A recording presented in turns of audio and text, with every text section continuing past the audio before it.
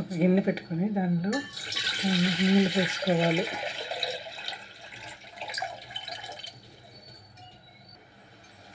Broccoli అండి, ఇది broccoli తీసుకొని ఎంత కావాలంతా నాకు సగం సరిపోతుంది. ఇది కట్ చేసుకోవాలి. తర్వాత ఎంత కావాలో అంత తీసుకొని నేను సూప్ ప్రిపేర్ చేస్తున్నాను కాబట్టి దీనికి కావాలని కూడా వేసుకుంటాం కాబట్టి నాకు ఇది సరిపోతుంది. సో ఎంత కావాలో అది కట్ చేసుకోవాలి.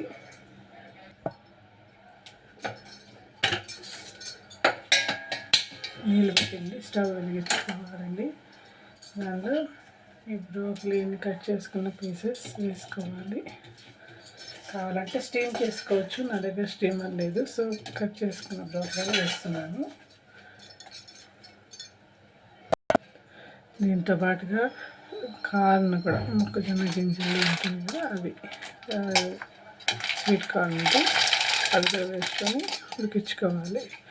బాగా మంచి మంట అయితే ఉడికించుకోవాలి. బ్రోకలీ కార్న్ వేసుకున్న దానిలో కొంచెం సాల్ట్, కొంచెం ఎంత ముక్కలకు పెట్టడానికి సాల్ట్ కొంచెం వేసుకోవాలి.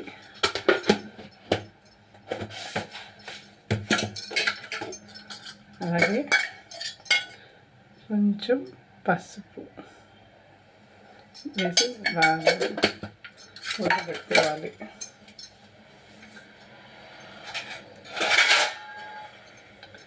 మూత మూసుకొచ్చి బాగా ఉడకనియాలి. 10-15 నిమిషాలైనా ఉడకాలి. ఒకసారి మూత తీసి చూడాలి, ఇంకా లేదు.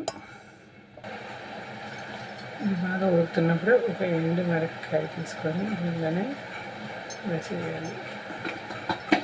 కొంచెం మెత్తగా ఉడికాక గ్రైండ్ చేస్తే దానిలో బాగుంటుంది టేస్ట్.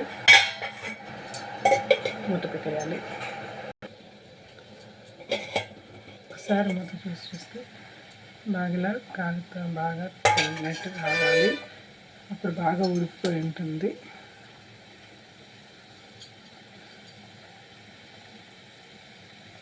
బాగా ఉడికింది, చాలు. ఇంకా స్టవ్ ఆఫ్ చేసేయాలి. దీన్ని వడగట్టుకోవాలి. జాగ్రత్తగా వడగట్టుకోవాలి. ఇప్పుడు ఇలా కొన్ని మొక్కజొన్న గింజలది స్వీట్ కార్న్ కొంచెం తనిగా తీసుకోవాలి. బ్రోకలీ చిన్న చిన్న పీసెస్ని తనిగా తీసుకోవాలి. కొంచెం పక్కన పెట్టుకోవాలి. వేడి చల్లారికి పెట్టి మిక్సీ జార్లోకి ట్రాన్స్ఫర్ చేసుకోవాలి. దీనిలోకి చిన్న అల్లం చిన్నగా పీసుల్లాగా చేసుకొని మిక్సీకి వేసుకోవాలి. అలాగే కొద్దిగా మిరియాలను కూడా మిక్సీకి వేసుకోవాలి. మిక్సీలోకి అల్లం, మిరియాలు కూడా వేసుకొని దీన్ని మిక్సీ పట్టుకోవాలి. కొంచెం వాటర్ కూడా వేసుకొని మిక్సీ పట్టుకోవాలి. ఇలా పేస్ట్లా మిక్సీ పట్టుకోవాలి. ఒక బాగా పెట్టుకొని దానిలో కొంచెం నెయ్యి వేసుకోవాలి. నెయ్యితో చేసుకుంటే చాలా బాగుంటుంది టేస్ట్.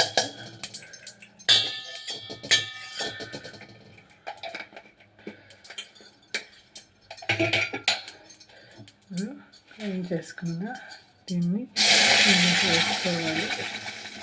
సిమ్లో పెట్టుకొని బాగా కలుపుతూ ఉండాలి. దీనిలో కొంచెం నీళ్ళు కూడా పోసుకోవాలి. కొంచెం నీళ్ళు కూడా వేసుకొని బాగా కలుపుతూ ఉండాలి.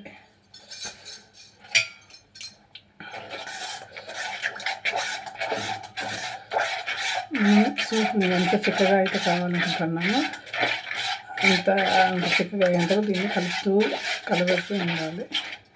లేకపోతే మాడిపోతుంది. సిమ్లో పెట్టుకొని చేస్తూ ఉండాలి. కావాలంటే మంచి పంట మీద పెట్టుకున్నప్పుడు దాన్ని బాగా కలుపుతూ చేయాలి. మంచి పంట మీద కూడా పెట్టుకోవచ్చు. టేస్ట్ చూసుకోవాలి.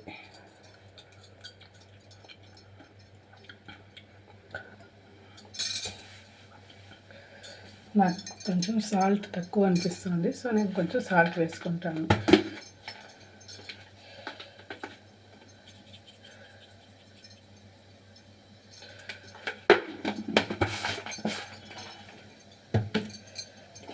ముందు మనం తీసి పెట్టుకున్న కార్న్ చిన్నవి ఉన్నాయి కదా, వాటిని కూడా బ్రోకలీ పీసెస్ వేసేయాలి. దీనిలోకి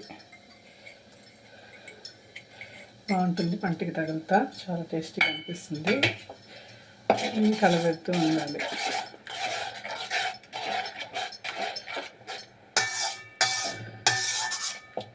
అంతే అండి, బ్రోకలీ సూప్ చాలా ఈజీగా తయారు చేసుకోవచ్చు, చాలా హెల్దీ కూడా. టమ్మీ కూడా ఫుల్ అయినట్టు ఉంటుంది ఒక కప్ తిన్నా కూడా.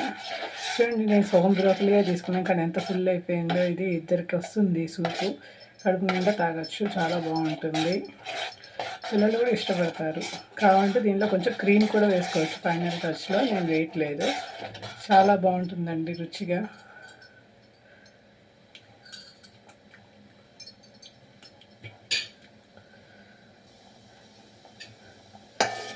అంతేనండి, బ్రోకలీ సూప్ చాలా ఈజీగా రెడీ అయిపోతుంది.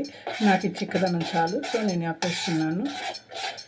దీనిలో ఎలాంటి మసాలాలు అవన్నీ వేయట్లేదండి, సింపుల్గా చాలా బాగుంటుంది. పొట్టకు కూడా చాలా హెల్తీగా ప్రశాంతంగా ఉంటుంది, చాలా బాగుంటుంది. దీని టేస్ట్ కూడా చాలా బాగుంటుందండి.